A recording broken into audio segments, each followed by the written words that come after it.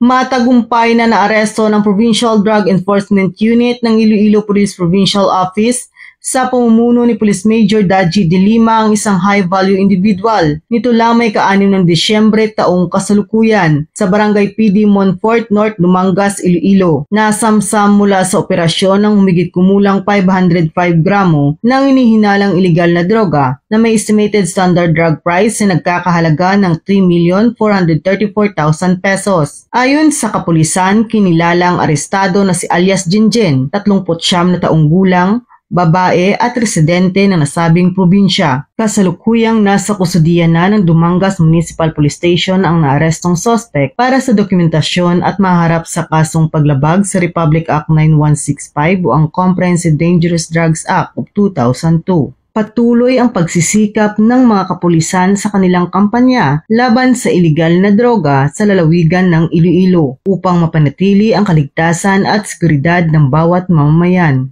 Mula dito sa Police Regional Office 6, ako ang inyong Police News Network Correspondent, Patrolwoman Charmaine Balunsat, alagad ng batas, tagataguyod ng Balitang Pulis.